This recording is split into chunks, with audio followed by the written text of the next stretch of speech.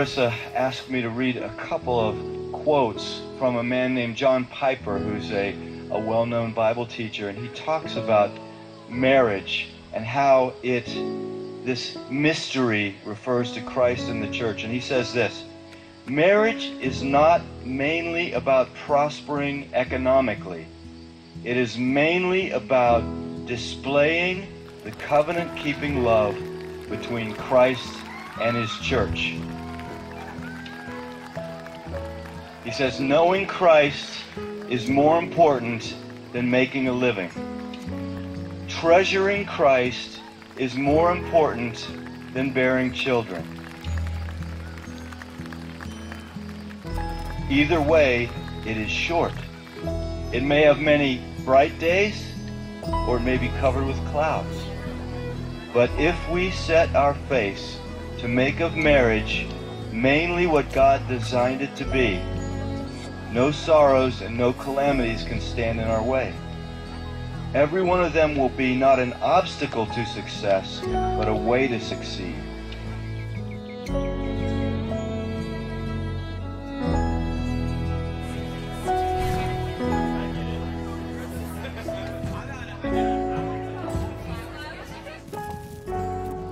The beauty of the covenant-keeping love between Christ and his church shines brightest when nothing but Christ can sustain it.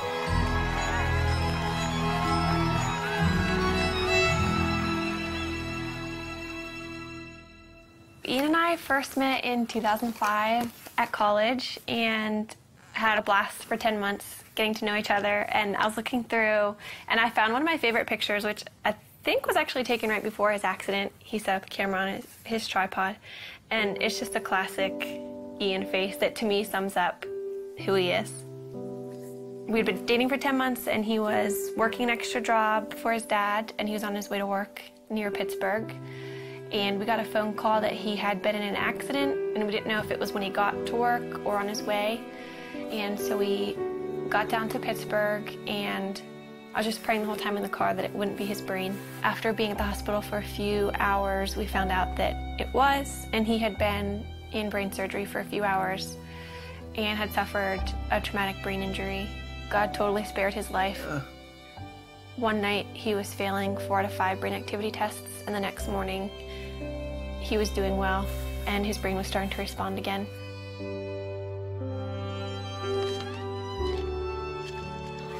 I moved in with his family after the accident, so I was really involved in his therapy and just did whatever I could to make his life fun. We'd go out on dates, and looking back, it's weird because he couldn't talk and he couldn't eat. So we probably looked like complete weirdos being on dates, but we had a blast, and I just talked to him all the time.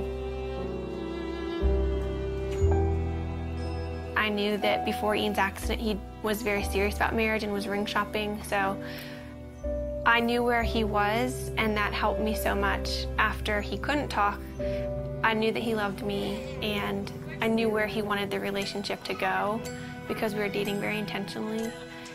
We just prayed that marriage would someday happen and watched all of our friends get married and start having families. That was challenging, but we just tried to hold out hope that that would be us someday.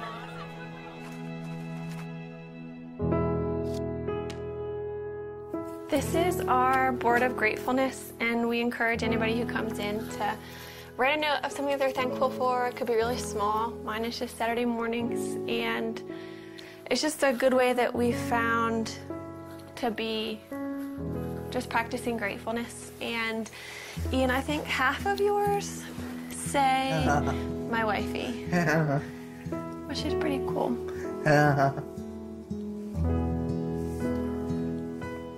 We decided that we couldn't really consider marriage as an option until Ian was able to communicate. But if he could communicate with me, then we could have a marriage, knowing it would be really different. But as long as Ian could talk to me, then we could make it work. So once Ian began communicating, it became a little bit more of an option. And then we just kind of watched Ian progress. Hi, husband. Hi, wifey. How are you? Yeah. What? How are you? I'm good. How How was your day? Yes. A conversation I had with his dad, it was one of those conversations where I realized this could happen. Then that August, his dad was diagnosed with brain cancer. And at that point, his dad's biggest concern was Ian and I, and whether or not we were going to get married or step away from our relationship. He wanted us to make a decision to move our lives in some direction. He passed away before he was able to see us get engaged, but that was a huge impetus in why we started to pursue engagement.